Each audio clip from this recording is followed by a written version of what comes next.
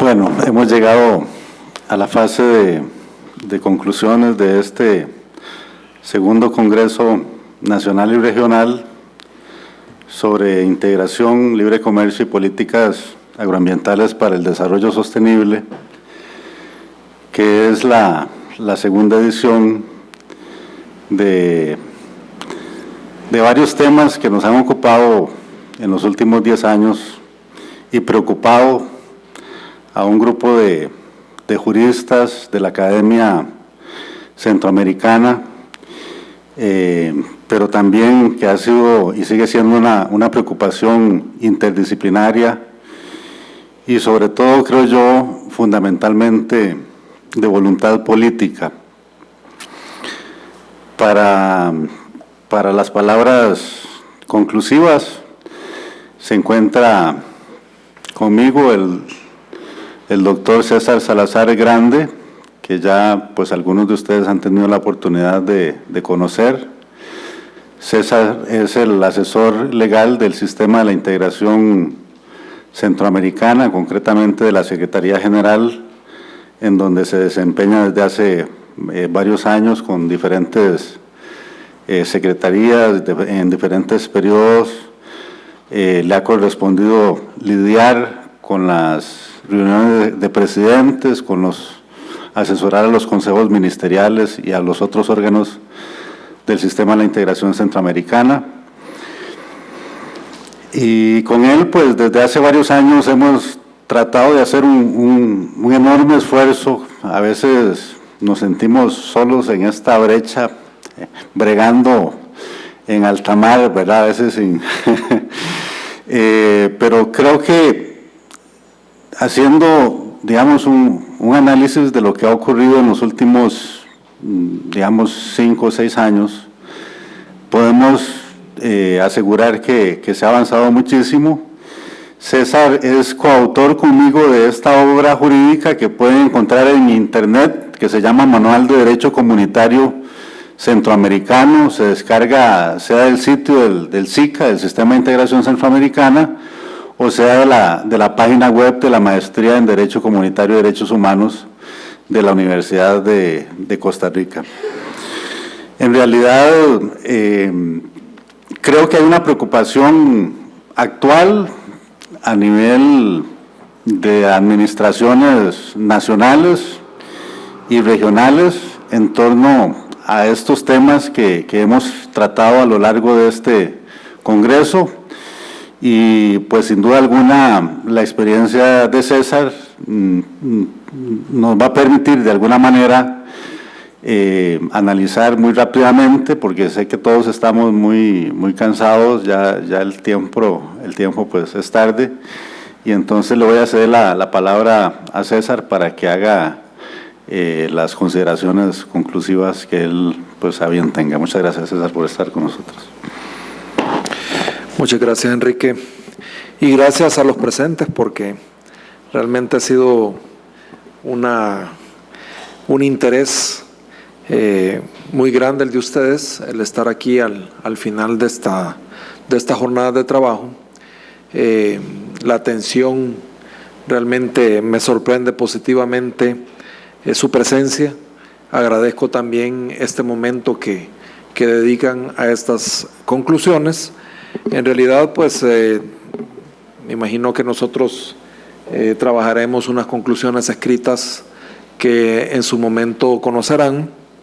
Obviamente, pues, hemos tenido en este Congreso una participación multidisciplinaria, a pesar de estar este Congreso insertado en la vida jurídica, y patrocinado, organizado y apoyado por entes como la Corte, el órgano judicial, el Colegio de Abogados, la Universidad de Costa Rica y otras instancias que de alguna manera han querido y han apoyado este Congreso.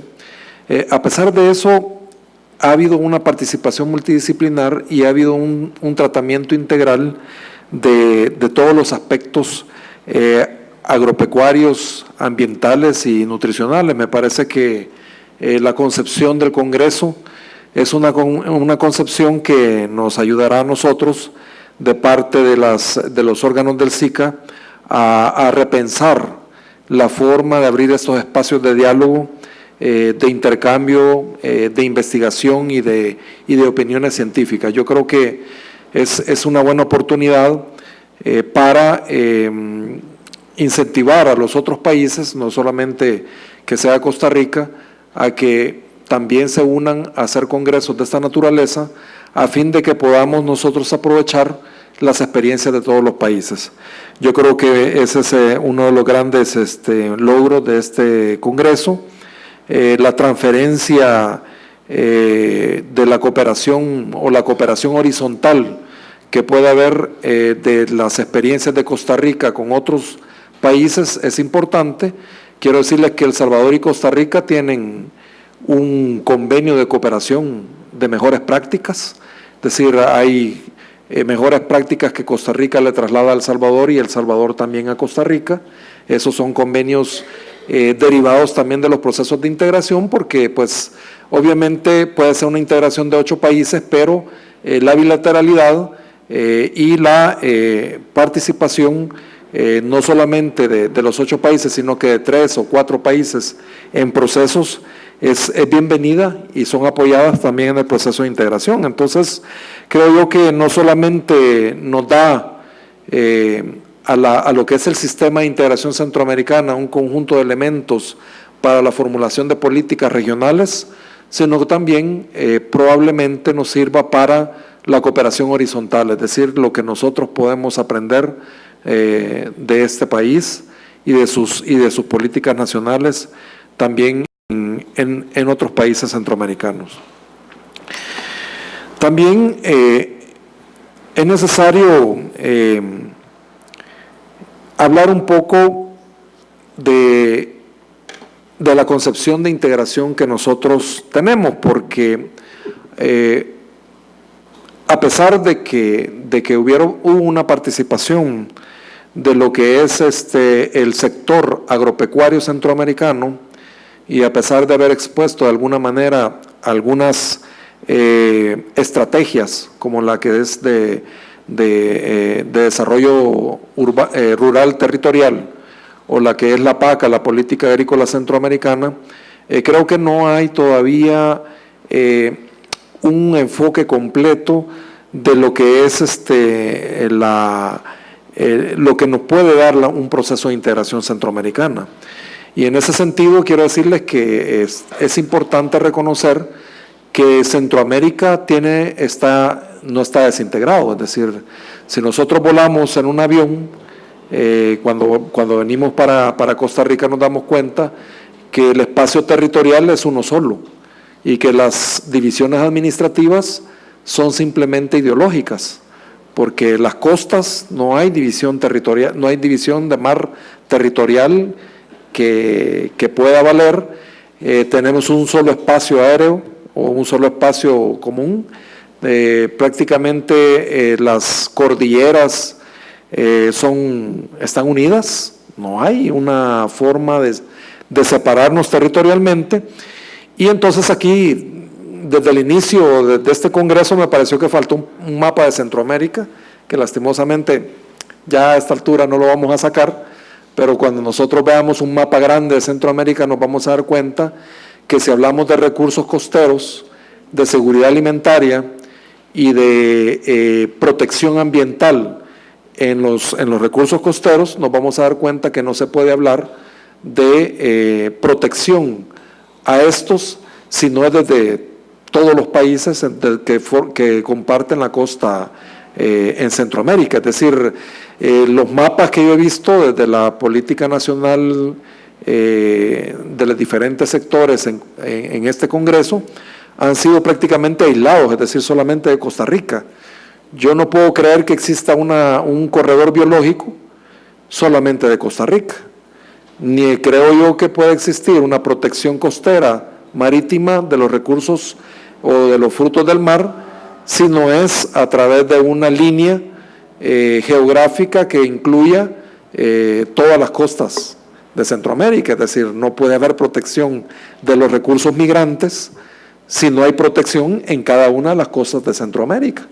Entonces este es uno de los temas, el tema agropecuario y el tema ambiental y nutricional, es uno de los temas que mejor nos explican los beneficios de un proceso de integración regional. Es uno de los temas que mejor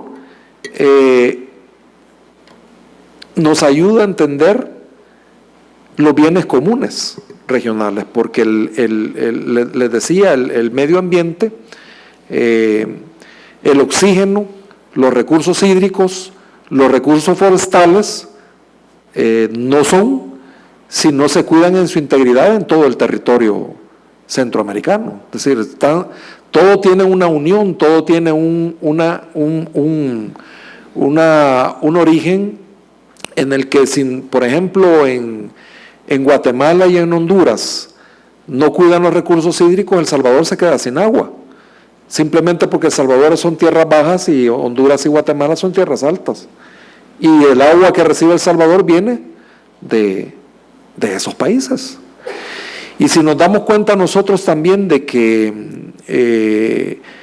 las divisiones administrativas son divisiones prácticamente naturales y geográficas, de accidentes geográficos. Es decir, El Salvador tiene sus fronteras por ríos, en el occidente por el río Paz, en el oriente por el río Huascorán y en el norte por el río Lempa. Y las personas que decidieron hacer o definir una frontera territorial, una frontera administrativa, lo hicieron con accidentes naturales. Pero un río no es del Salvador, un río es de todo el territorio centroamericano, es decir, se comparte y fluye por varios países, como es el Lempa, nace en Guatemala, pasa por Honduras y divide a El Salvador. Entonces, es bien difícil hablar de un tema agroambiental o de un tema nutricional si no es con una visión territorial, integral, de todos los países centroamericanos. Por eso es que, vuelvo a repetir, a mí me parece que en ese sentido nosotros vale la pena ver las exposiciones que se dieron en el Congreso con dos caras, una nacional, pero inevitablemente con una regional. Es decir, nosotros no podemos hablar de ninguna de los sectores si no es con una vista regional. Entonces, hay una dependencia necesaria de los estados para cuidar los recursos naturales, para definir la distribución territorial rural. Es decir, ese es otro tema que me parece que no se abordó en su completa dimensión, aunque el ECADER expuso de alguna forma de que ya se debe de proponer un ordenamiento rural territorial, pero todavía no se profundizó. ¿Por qué? Porque claro, o sea, hay territorios que no se pueden dividir por fronteras y la extensión territorial de áreas productivas puede abarcar dos países. Y no por eso vamos a dejar de tener una comprensión territorial si es una tierra productiva con una sola enfoque productivo. Es decir, me parece que en ese sentido también hay que repensar, digamos, las políticas nacionales y llevarlas a un ámbito regional para una mejor acción regional. Lo otro que me parece también que es importante tomar en cuenta, o por lo menos distinguir, es en qué consiste una acción regional. Porque las acciones nacionales tienen muchas limitaciones. En primer lugar, el principio de territorialidad. Como ustedes saben, un país como Costa Rica no puede imponer una política agroambiental o nutricional a Nicaragua, o viceversa. En ese sentido, ¿de qué sirve que Costa Rica pueda tener tribunales ambientales, cierto tipo de normativa en cuanto a la compra de pesticidas, para no contaminar los recursos hídricos, si a la par no la tiene, o viceversa. Es decir, aquí no, nosotros no podemos, digamos, proteger el medio ambiente si no es con políticas comunes. Es decir, la utilidad de ver el tema regional es pensar que lo que individualmente el Estado no lo puede hacer, en conjunto sí se puede hacer. Es decir, aquello que una acción individual no puede imponer a otros países, colectivamente sí se puede hacer. Es decir, si todos nos ponemos de acuerdo en que las políticas agropecuarias y también ambientales y de seguridad alimentaria tienen que tener un mismo asidero común para tener realmente una eficacia dentro de un territorio, eso es lo que nosotros tenemos que buscar y encontrar esos puntos de interés, esos puntos comunes que van a tener mejor eficacia en una acción regional que en una acción nacional. Y entonces en ese sentido también creo yo que nos hace falta y sería bueno llevarlo, como les digo, a una cara regional, todo lo que se vio a una cara regional siempre, porque, como se decía, solamente encontrando el punto del bien común, vamos a encontrar las acciones regionales y las podemos justificar. Porque un Ministerio de Medio Ambiente puede tener una competencia de cuidar los recursos hídricos, pero si la acción individual no es suficiente, la tiene que buscar mediante la acción regional. Y esa acción regional es lo que creo que ninguna autoridad nacional le va a reclamar al Ministerio de Ambiente o al Ministerio de Agricultura si mediante la acción regional ha encontrado una mejor respuesta a la obligación nacional. Es decir, nadie va a reclamar el hecho de que mediante una acción regional podamos encontrar mejor eficacia para el cuidado de los recursos, la seguridad alimentaria y otros bienes que son comunes en toda la región. No me quiero extender, lastimosamente pues hemos llegado a un momento en que hay que concluir. A mí me parece que hay que aprovechar el empoderamiento que puede haber ya de parte de organizaciones como el Consejo Agropecuario Centroamericano en el tema de decisiones en el SICA. Y en ese sentido yo quiero decir que también hay una serie de acciones. O sea, nosotros tenemos ya lo que es el convenio centroamericano para la protección del ambiente,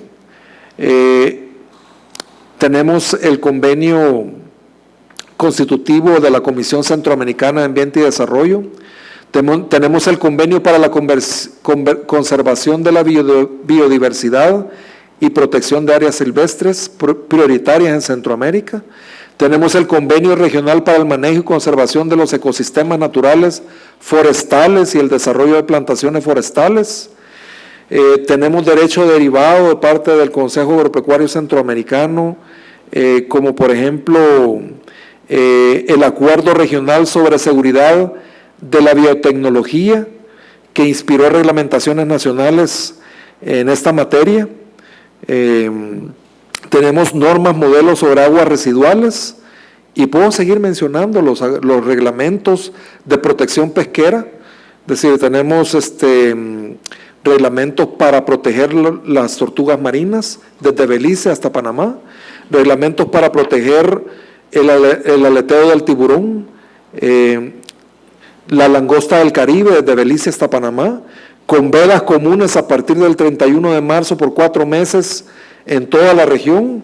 Es decir, tenemos una cantidad de convenios internacionales suscritos y ratificados por todos los países, tenemos normativa secundaria derivada del Consejo Agropecuario Centroamericano, tenemos el modelo del trifinio, que es prácticamente muy exitoso, porque eso es en el Triángulo Norte, entre Guatemala, Honduras y El Salvador, donde por temas ambientales se identificó un territorio común, se definieron alrededor de 25 municipalidades, tienen un solo régimen jurídico y es el proyecto más exitoso que hay en relación al ordenamiento rural territorial, porque realmente está protegido una área grande entre tres países donde prácticamente los ciudadanos tienen los mismos derechos de circulación y de explotación y de cuidado de los recursos de ese territorio, que es prácticamente lo que la ECADER de alguna manera quiere hacer con el ordenamiento territorial con base productiva y con base de protección al medio ambiente. Entonces, nosotros debemos de aprovechar esa institucionalidad que existe, exigirle a esa institucionalidad que pueda recoger de estos congresos. Por ejemplo, la idea de nuestra presencia acá es el apoyo que la Secretaría General también quiere dar a este congreso y quiere recibir un aporte para la construcción de una política en un tratado único que se está proyectando firmar. Y aquí me voy ya con esto quizás a terminar, es que nosotros estamos ya en la formulación de un tratado único, porque como pueden ver tenemos alrededor de 200 documentos jurídicos, y para interpretar el derecho comunitario o los tratados de integración regional hay que tener toda una labor de ingeniería, prácticamente de especialistas, agarrar los tratados económicos, los tratados ambientales, los tratados políticos, e interpretarlos unos con otros, es tarea de especialistas prácticamente. Entonces estamos en la elaboración de un tratado único, en el que esperamos de este Congreso precisamente insumos para formular la política agroambiental y la política agroalimentaria. Es decir, nosotros queremos sacar de acá insumos para la formulación de esa política y de ese tratado. Yo me quedo aquí, tal vez, para finalizar, diciéndoles que necesitamos de mecanismos efectivos también para cumplir las obligaciones, porque como dijo uno de los participantes, el doctor Quiroz, dijo, ojalá que lo que se dijo de la ECADER realmente esté sucediendo en los territorios, que realmente haya desarrollo en los territorios, y entonces si no lo hay, pues poco estamos haciendo, ¿verdad? Y entonces, pero para eso necesitamos mecanismos judicializables, ¿verdad? Donde los ciudadanos puedan efectivamente tutelar sus derechos y reclamarle al SICA y a sus órganos la falta de cumplimiento. Entonces, por eso el Tratado Único debe tener un componente judicializable y Costa Rica se debería de unir a exigir la judicialización de la normativa y la posibilidad de que los costarricenses tengan una tutela judicial de los derechos y de las obligaciones que adquiere el SICA en los compromisos centroamericanos. Yo me quedo aquí, vuelvo a repetirles, porque este es un tema que podría lograr que sí se hagan efectivas las políticas regionales. Doctor Ulate, gracias. Muchas gracias, don César. Le pido a don Antonio Arcia, quien es tesorero de la Junta Directiva del Colegio de Abogados y Abogadas, que nos acompaña aquí en la mesa principal, pues ya nos acercamos a las palabras de clausura. Yo quisiera hacer, antes de cederle la palabra a mi compañero de Tribunal Agrario, a don Antonio Arcia, que nos ha apoyado tantísimo en todo el desarrollo de esta organización, algunas reflexiones muy rapidísimas.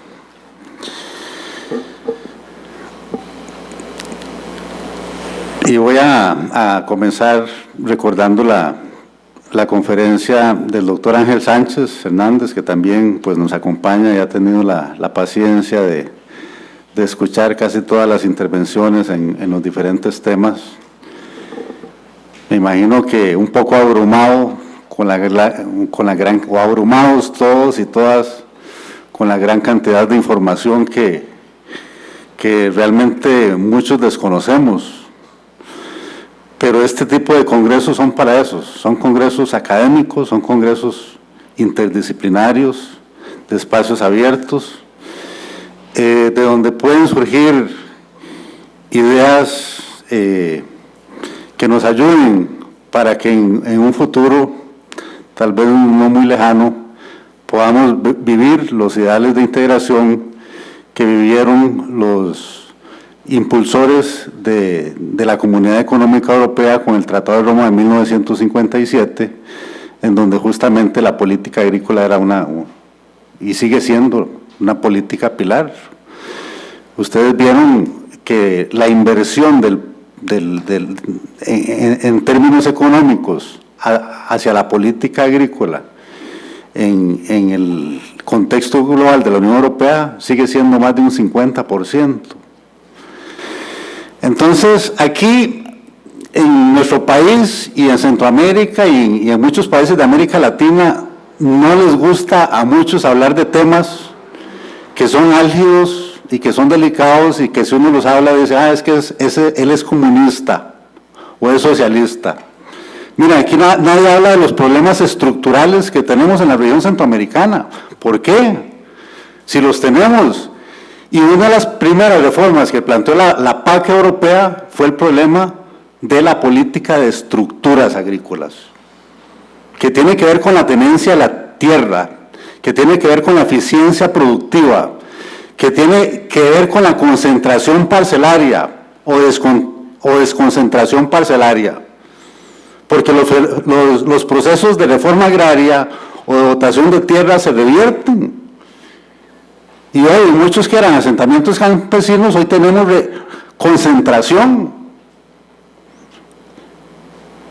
Y uno dice, ¿cómo es posible que aquí seguimos pensando que la propiedad privada es inviolable cuando ya hay criterios reiteradísimos de la jurisprudencia constitucional, que es la única vinculante, que reconocen la función económica, social y ambiental de la propiedad, y reconocen la importancia de la ley de tierras y colonización, y reconocen la intervención del INDER en los conflictos de ocupación precaria de tierras?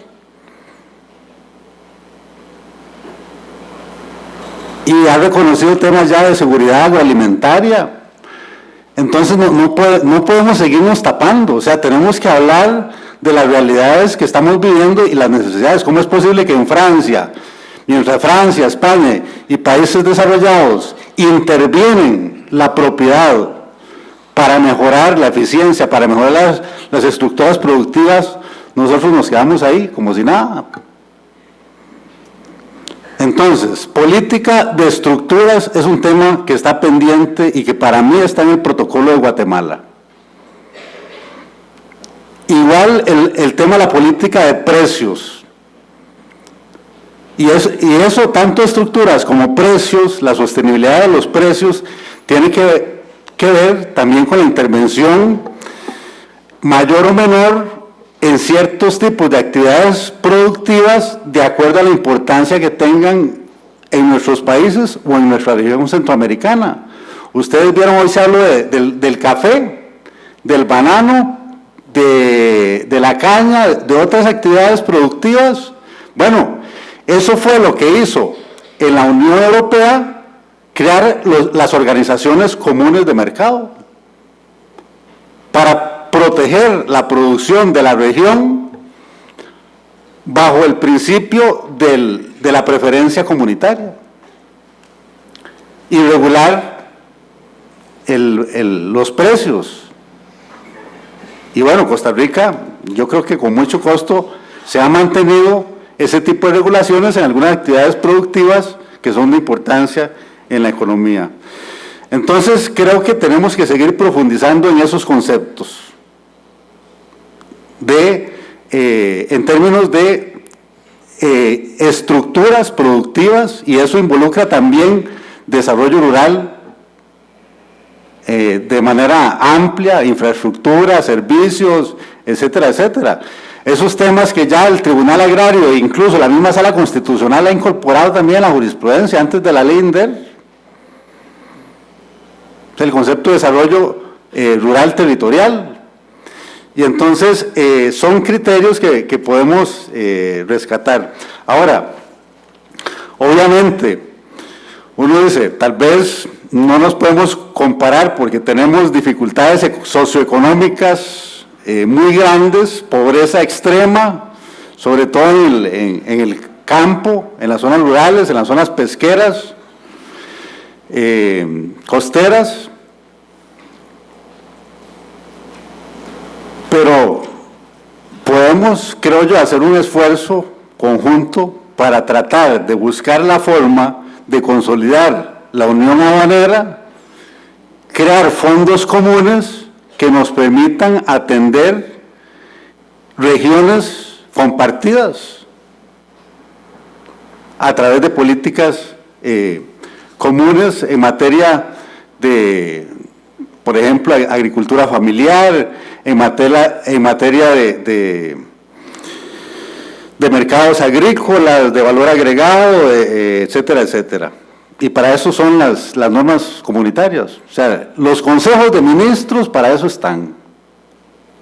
Ya les dimos las competencias, y aquí yo escuché, por lo menos a la mitad de expositores hablar, es que la soberanía nacional. En 1968, y en esos años, casi todos los países de Centroamérica reformaron las constituciones políticas para crear órganos supranacionales. Y entonces tenemos consejos de ministros dotados de competencias comunitarias que dictan reglamentos y pueden dictar reglamentos en las áreas en donde les dan competencia los tratados regionales. Y el protocolo de Guatemala se las da al Consejo Agropecuario Centroamericano. Y entonces hay que potenciar esas normas, esa reglamentación, no solo en temas de producción, de mercado, de precios, sino también en temas agroalimentarios, en temas de desarrollo rural territorial, en temas de pesca y acuacultura, que, bueno, yo pienso que el Consejo Agropecuario Centroamericano ya tiene claro eso, y el problema es que a veces hay un cordón umbilical ahí que está como amarrado del Consejo de Ministros de Integración Económica, y ese cordón umbilical se obedece a una interpretación, si se quiere, hasta política, hasta la política en la forma de hacer gobierno en el sistema de la integración centroamericana. Bueno, con eso no los quiero cansar, con eso pues concluyo aquí mis palabras y le cedo la palabra al máster Antonio Darcia, pero antes quizás quisiera externar mi agradecimiento primero a todos y todas ustedes por la paciencia que han tenido, por el seguimiento de todas las mesas, a todas las personas que contribuyeron en la comisión organizadora. Este trabajo es un trabajo muy arduo, hemos venido trabajando casi desde hace 4 o 5 meses en reuniones constantes de 15 días para poder pues lograr un relativo éxito de este congreso, sin el cual no hubiera sido posible sin la coorganización de las instituciones y de los copatrocinadores que están y que ustedes tienen ahí al final en la última hoja del programa. Entonces externar todo el agradecimiento sincero a todas estas instituciones, tanto nacionales como regionales, y los órganos, por supuesto, los órganos de cooperación internacional. Muy buenas noches. En nombre de la Junta Directiva del Colegio de Abogados, quiero darle las gracias por su participación, por estar acá. Ha sido una jornada, 2 días realmente agobiantes, pero la información, este es el tipo de actividades que genera un realce de las actividades también que se hacen aquí en el colegio. De parte de la Junta Directiva, quiero agradecerle en lo personal a mi amigo y compañero Enrique Ulate como coordinador de la comisión organizadora. Realmente el esfuerzo que se ha hecho es enorme. Igualmente a todos los compañeros de la comisión interinstitucional que estuvieron en la organización o que estuvimos presentes en la organización, y realmente para el colegio es un honor más bien tener este tipo de actividades que vienen inclusive también, aparte de toda la información y la capacitación que podemos recibir, engrandecen también la academia. No voy a alargar mis palabras, simplemente invitarlos a que pasen a recoger también sus certificados ahí en la entrada, los van a repartir, y los invitamos a un ágape que se va a hacer en el edificio Fundadores. Y muchas gracias por su colaboración y también por haber permanecido a estas alturas acá en este Congreso. Muchas gracias.